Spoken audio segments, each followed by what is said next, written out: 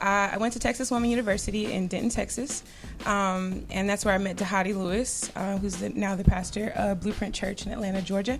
And he, clearly introduced me to the grace-filled gospel. That's where I kind of got connected with Tadashi, Lecrae, and more on a relational level. This is long before clearly where they are now. And then with that, after meeting my husband and going through premarital and getting married and all that, we moved to Atlanta to plant Blueprint. We were there for about 5.5, 6 years, and the Lord just really placed on our heart to process, okay, what's the next, 15 years look like? Right. And so Dahadi that is like our uncle, big brother. He'd probably be like, I'm not that old. He saw this. But he just helped us process through that, and we were able to take a small team and also find some people on the ground and move to Miami, Florida to plant the Brook Church. Yeah. And so our family's been there almost 2 years, and the church is about a year old, and it's amazing. Because it's amazing.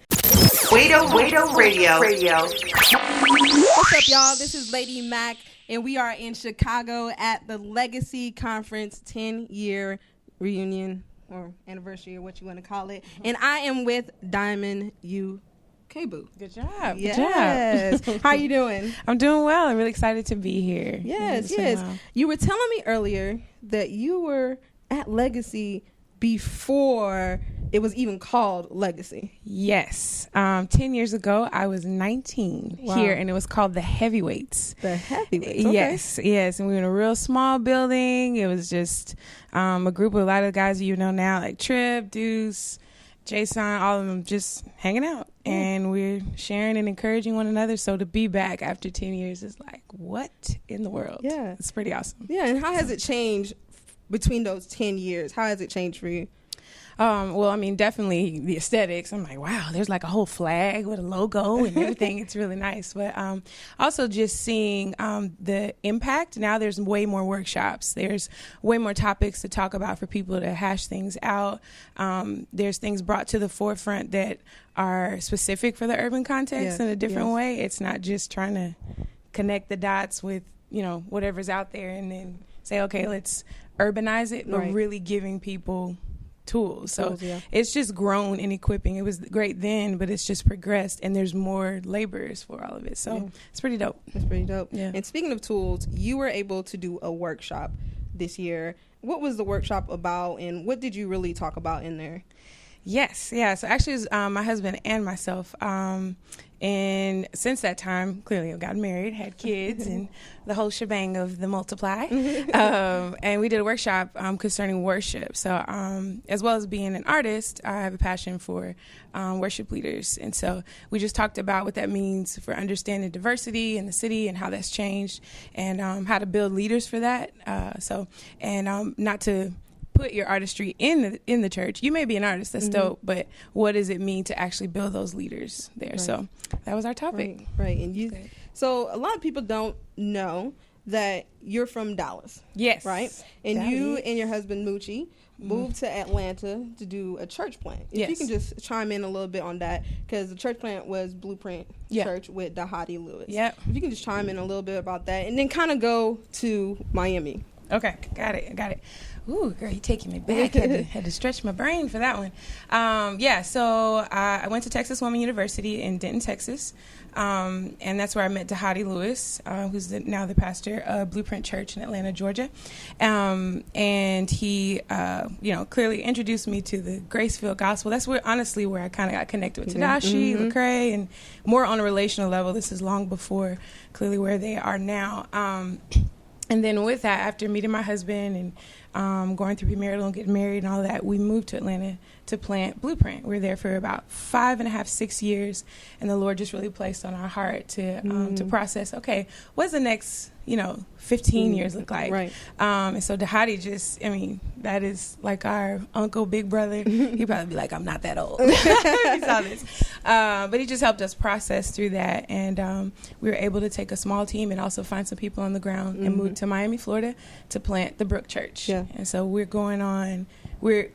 our family's been there almost 2 years, and the church is about a year old, and It's amazing. Because it's amazing. And I'm from Miami, and I know the city. I love the city, and I know the difficulties that the city holds and brings and has. What has been a difficult thing that you've seen, kind of trying to maneuver? Learning from being in Atlanta and then coming to Miami. Difficult. Miami is a city of majority minorities and then first generation. So you have your Afro-Caribbean descent, you have your Latino descent, and then a very small, for real, population of people who can't really trace fully where they're from, Americans. Right. And I'm that. I'm the minority of the majority minorities. So I find that to be both a gift and kind of a hurdle. So it's not a bad thing, but it is something to say, wow, there is such a lineage and a richness to culture that I don't readily understand, but just can see how God has made it and is redeeming it and teaching our church to love each other and challenging me on how to teach my kids the same. So it's pretty dope, though. So challenge, but kind of a gift. Yeah. I can't. And I'm pretty sure you probably had some Jamaican food, some Haitian food, some, what's the favorite dish down there? Because, I'm Jamaican, so I have to have my oxtail and my rice, everything like that. Yes. I have an allergy, which is weird. I know. When I was 21, I found I was allergic to wheat. So that means everything that any black person would like, I probably can't eat. If it's fried, if it's bread, if it's noodles, if it's cakes, if it's cookies, I can't really touch it. So I do appreciate the oxtails that are not breaded, the rice. I'm appreciative of that. And then Colombian food. Amazing. Yes, indeed. Yeah. So you were saying that you were a worship leader at Brook Miami Church. How is that position how is that position going? It's going well. I've been worship leading forever. In many different contexts. I'm a PK too, so Daddy say sing, you say yes sir. So at the Brook is just really wanting to being able to raise leaders. It's not again, you can find great singers, but just actually being able to understand what that means. Embrace the diversity of it. I just listed out all of the different ethnicities and cultures that are represented. So it's really, more than anything, I feel like it's encouraging and redefining what worship is to me. And congregational worship. Everything we do is meant to honor and glory, give honor and glory to the Lord. But it's different when you're saying the ecclesia is what I want to edify. It's very different. So it's good. It's a good challenge. It's good. And so a lot of people don't know, most likely your newer Christian hip-hop fans don't necessarily know that you are connected with Reach Records in some way. Triple E, Lecrae, Tadashi, you were featured on a lot of their songs. Kind of take us back to how you were connected through Plump Line, right? Yeah, Plump Line. And you were connected through that. And where have you been since then? What's been going on since that time? Because we haven't heard you since, we recently heard you on Show Baraka's Talented 10 on Nicodemus. Kind of take us through what's been going on. You haven't done any music. What's been going on with that process? So I'll just kind of catch everybody up because, it's a different time. It really is. I met, Triple E and I grew up together. So I've known him forever. We kind of had the same friend circle because I'm from Dallas and he's also from Dallas. So I've known him for a while. Deuce was a part was at Oak Cliff for a while he was going to school. And Lecrae and Tadashi were connecting with Deuce because at the time, Cross Movement and everything. I think Human Emergency had just dropped. And so I met them when I was 14. And I remember Deuce just kind of was like a big brother and, connected with my family. We were kind of going through a tough time, so he was a light at that time. And from there, I ended up going to Denton, which is an hour north of Dallas, Texas Women's University, and I was studying music there. And I was hearing about this college campus, which you said earlier, Plumb Line. And I walked in to one of their little gathering times, and I was like, what? And I saw half of Oak Cliff, half of Dallas. I saw Deuce, I saw Tadashi, and I was just like, this is amazing. I didn't really leave home. I'm here. And that just spiraled into really first discipleship. I didn't know that I had so many just distortions in my understanding of the gospel, just hearing grace, all of that. So my life just started to change personally. which of course affected music. So before I actually went to school, I did more with Trip. Yep. Mm-hmm. Again, we had been friends, so that was just, it was like, hey, can you do this? I was like, sure. Are you sure? Yeah. I'm sure, but are you sure? You know. So after that, then connected with Tadashi and did a couple of tracks on his, and doing some ghost writing even for some further projects when we first met. And then that trickled into stuff we did on Lecrae's second project. I think that's After the Music Stops. Mm-hmm. Look at me. Classic. Look at me. Come on.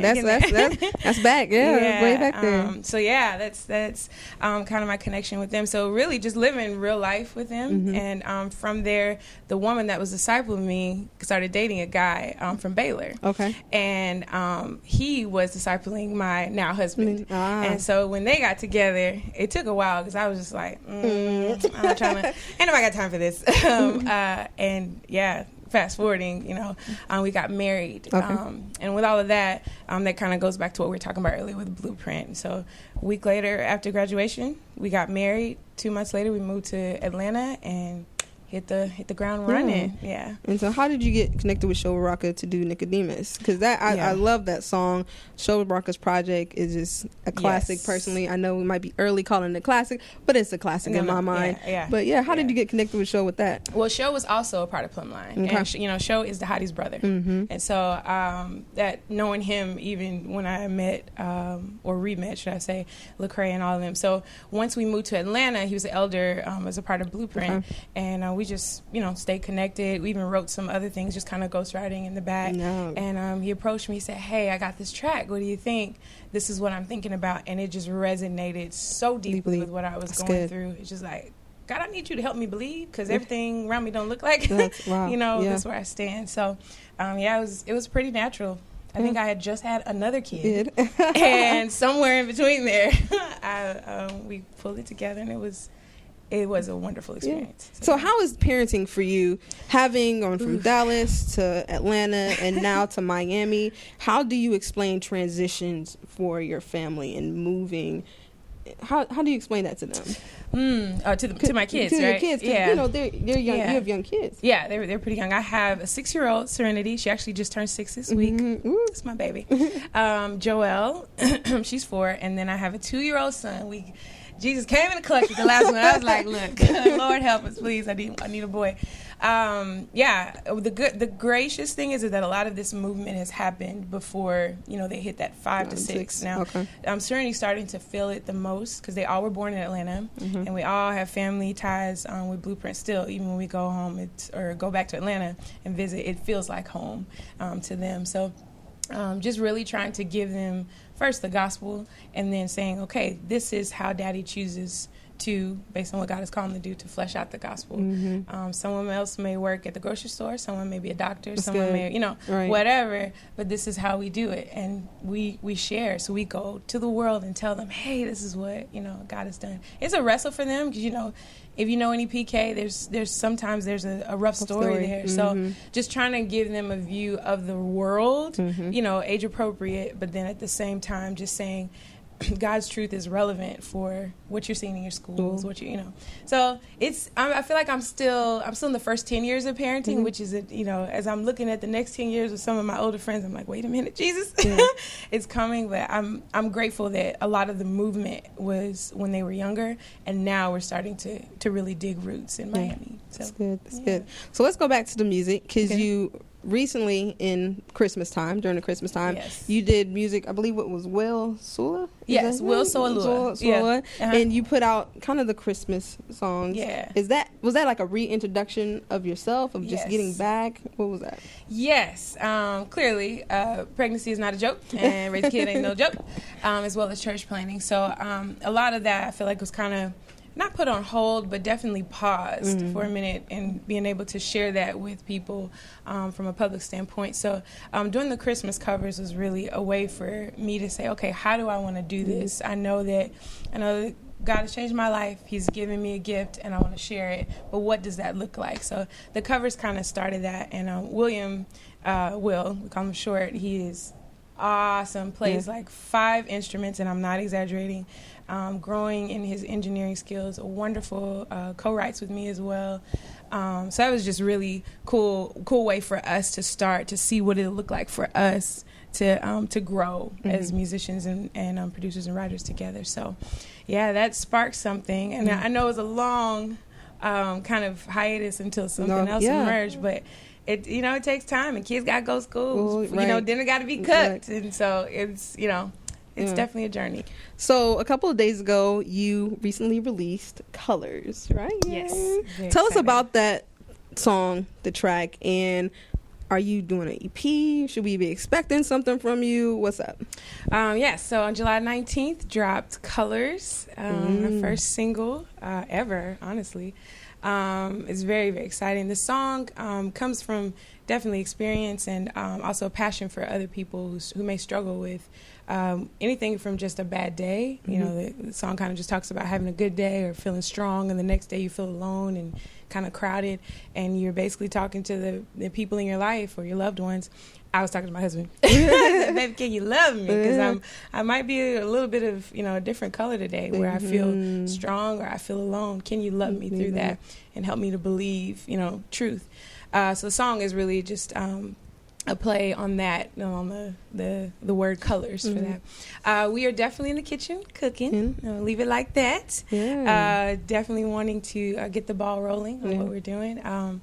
And wanting to kind of get my feet wet with being able to do some live stuff. And so if anybody wants to connect, we can definitely make that happen as well. So what's your writing process? What does that look like with coming up with the song Colors, or even the project that's eventually going to come out? What does your process look like? The process. Clearly every artist is so different. For me, I have to fight for my time and fight for the space, to where I'm fighting for time that I would use for myself versus time for my family. So when we get that time, it's usually just reprocessing through what is going on in our lives with the plant, with our kids, and even just some things in our marriage, because our marriage is just intense community. Like, people try to make it something more. It's just intense community. Get on each other's nerves. It's possible, And so Will and I sit down, and he starts playing guitar, and I have a book full of poetry, and sometimes I have a melody in my head. It just depends.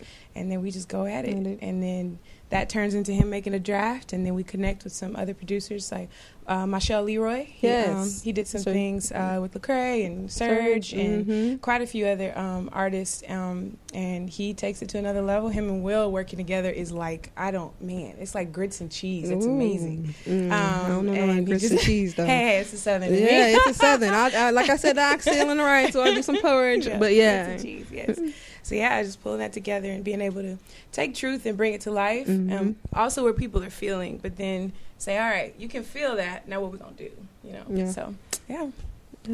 That's good. That's good. You were saying earlier that you have, Deuce and Cross Movement, and you're a big fan. How was the reunion concert for you? And also just the Lifetime Achievement Award for them. How was that for you? Because if you were out there and you saw them, you saw the artists that were in the front just having a great time, like they were fans, because they were so impactful in their lives and their careers. How was that for you? I was 6. Like, in that moment, I was 6 years old. I definitely felt like there was a barrette swinging on my cheek. Like, I just felt like, because when Deuce and them first came out, I was really young. And then as I got older, of course, the music kept coming. It was literally like recounting my life, like, through the years, through the albums, like all the way from Heaven's Mentality on. And even meeting my husband, because that's how we kind of connected, like going over lyrics from CHH album. So that was surreal, and it's wonderful to see God do things through man despite who we are, and even with who we are. And so I just all those guys, specifically Deuce, because I have a relationship with he and his family, and it's just I'm encouraged to see faithfulness come out from the Lord through men. So it's wonderful. It was wonderful. That's good. That's good. So where can the people get connected with you? Social media? Do we have any videos that we can check out? Yes. Yes. So Colors dropped on SoundCloud. You can find that with Diamond Music on SoundCloud. For Facebook, I'm just Diamond, and then for Twitter, Snapchat, Instagram, I'm Diamond U. And it looks like DIM1U. It's not a typo. It's really Diamond, Diamone, however you want to pretend to say it, but it's Diamond U. And then in any like personal contact or knowing seeing if you want to connect with me to have you have me come out, you can do booking at Juice Management Entertainment or ENT@gmail.com. So it's Juice Management ENT@gmail.com. Okay. I hope you guys can go check it out, and it's really exciting. It's kind of surreal. Yeah, it's really exciting though. That's exciting. On the Laide radio show. On the Laide radio. On the Laide radio show, where it's much more than music, it's ministry.